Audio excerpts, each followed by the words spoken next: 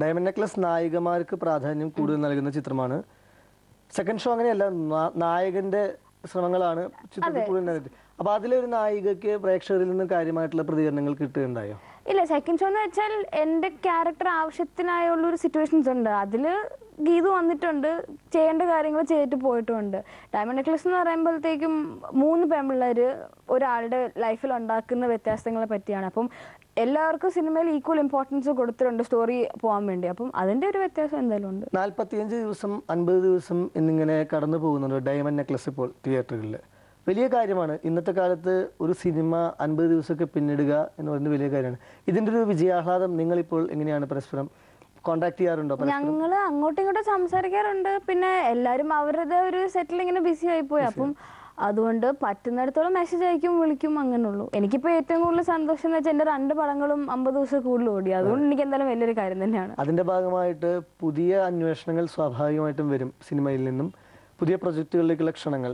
ഇപ്പൊ ഇതിൽ തമിഴ് ക്യാരക്ടർ ചെയ്തുകൊണ്ട് തമിഴ് സിനിമയിൽ നിന്ന് കൂടെ വരാറുണ്ട്. എന്താണ് പുതിയ പ്രൊജക്ടുകൾ? അല്ല, തമിഴും മലയാളവും രണ്ടും ഈക്വൽ ആയിട്ട് തന്നെയാണ് വന്നത് എനിക്ക് ഓഫേഴ്സ്. പക്ഷെ ഇപ്പൊ തന്നെ തമിഴിലേക്ക് ചാടാൻ എനിക്കൊരു മനസ്സില്ല. ഞാൻ വിചാരിച്ചു എന്തായാലും മലയാളത്തിൽ തന്നെ ഇത്രയ്ക്ക് നല്ല എക്സ്പീരിയൻസ് ആയിട്ടുള്ള ഡയറക്ടേഴ്സും എല്ലാ സ്ക്രിപ്റ്റ്സും ഒക്കെ ഉണ്ടല്ലോ. അപ്പം കുറച്ചും കൂടെ മലയാളം ഫിലിംസ് ചെയ്തിട്ട് പതുക്കെ തമിഴിലേക്ക് പോകാനായിരുന്നു പ്ലാൻ. ഇല്ലെങ്കിൽ ഇല്ല, ഒന്നും കൺഫേം ആയിട്ടില്ല. എനിക്ക് വന്ന സ്ക്രിപ്റ്റ്സ് ഒന്നും അത്രയ്ക്ക് ഒരു ഇംപ്രസീവ് ആയിട്ട് തോന്നിയില്ല. അതുകൊണ്ട് പിന്നെ ഞാൻ പതുക്കെ സെലക്റ്റീവ് ആയിട്ട് ചെയ്യാന്ന് വെച്ചത്.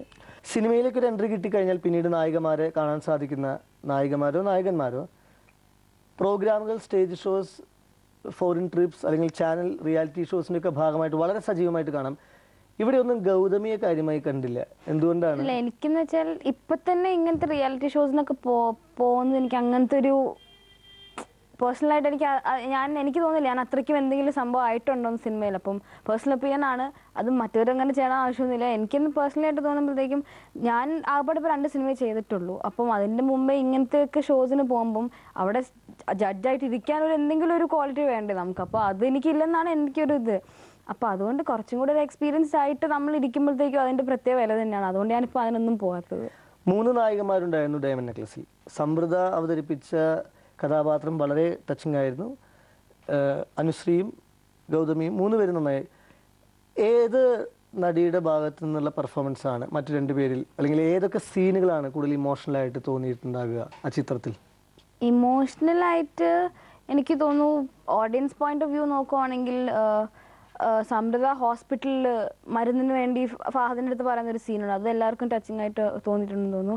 പിന്നെ എൻ്റെ അടുത്ത് പൊതുവെ എല്ലാവരും പറഞ്ഞിരിക്കുന്നത് ഞാൻ വിട്ടിടുങ്കോ സാർ എന്ന് പറയുന്നൊരു സീനുണ്ട്. അതെല്ലാവരും എന്നോട് പറഞ്ഞു ഭയങ്കരമായിട്ട് ഫീൽ ചെയ്തെന്ന്. അപ്പം ഈ 2 സീൻസാണ് മോസ്റ്റ്ലി എല്ലാവരും. തമിഴിൽ കുറച്ചുകൂടെ സിനിമയൊന്ന് ഓർമ്മിപ്പിക്കാൻ അതിലേതെങ്കിലും ഡയലോഗുകൾ പറയാവുന്നുണ്ടോ? ഇപ്പോൾ തമിഴിൽ എനിക്ക് ഇപ്പോൾ ഓർമ്മ ഡയലോഗ് എന്ന് വെച്ചാൽ ഇരുമ്പ് വായുവിടെ സിന്നത് അത് എന്നത്, അല്ലാതെ എനിക്ക് വേറെ ഡയലോഗൊന്നും ഓർമ്മയില്ല. ശരിക്കും അതിൽ പറഞ്ഞ തമിഴ് ഡയലോഗുകളും അതിൽ തമിഴ് ഭാഷയെ നല്ല രീതിയിൽ പ്രയോജനപ്പെടുത്തിയിട്ടുണ്ടെന്ന് തോന്നുന്നു ഇക്ബാൽ സാർ. ഈ തമിഴിലെ സ്ക്രിപ്റ്റ് എഴുതുന്ന വെച്ചാൽ തമിഴില് തന്നെ സ്ക്രിപ്റ്റ് എഴുതുന്ന ഒരു ആൾ തന്നെയാണ്. തമിഴ്നാട്ടിൽ നിന്ന് കൊണ്ടുവന്നിട്ട് പാട്ടിന്റെ ലിറിക്സ് ആണെങ്കിലും എല്ലാം ഈ ആൾ തന്നെ എഴുതിയായിരുന്നു. അപ്പൊ പിന്നെ അതുകൊണ്ട് തമിഴിൽ തന്നെ അത്രയ്ക്ക് ഒരു പെർഫെക്ഷൻ തന്നെ ഉണ്ടായിരുന്നു. വളരെ വേഗത്തിൽ സംസാരിക്കുന്നു, വളരെ നല്ല സ്പീഡ് ഉണ്ട് സംഭാഷണത്തിൽ. അഭിനയത്തിന്റെ കാര്യത്തിലും അല്ലെങ്കിൽ മറ്റേതൊരു കാര്യത്തിനും അപ്രോച്ച് ചെയ്യുന്നതിൽ വളരെ ഫാസ്റ്റ് ആണോ? അല്ല, അത് സംസാരിക്കുന്ന പൊതുവെ എല്ലാവരും പറയും സ്പീഡ് കുറയ്ക്കണമെന്ന്. അപ്പം സെറ്റിലും കുറെ പേര് ബുദ്ധിമുട്ടി, ഒന്ന് പ്ലീസ് പതുക്കെ സംസാരിക്കും എന്നൊക്കെ പറഞ്ഞു. എന്താണ് ഇപ്പൊ വേറെ ചെയ്യുന്നത്? പഠിക്കുന്നോ? വേറെ എന്തൊക്കെയാ? ഞാൻ ഫാർമസിക്ക് അപ്ലൈ ചെയ്തു, അത് നിർത്തി പതി വെച്ചു. പിന്നെ എൻട്രൻസിൽ റിപ്പീറ്റ് ചെയ്യാന്ന് വെച്ചു. അപ്പോൾ ആ സമയത്തായിരുന്നു സെക്കൻഡ് ഷോന്റെ ഇത് വന്നത്. അപ്പോൾ പിന്നെ പഠിത്തത്തിന് കുറച്ചൊരു ഡിസ്കണ്ടിന്യൂ ചെയ്യേണ്ടി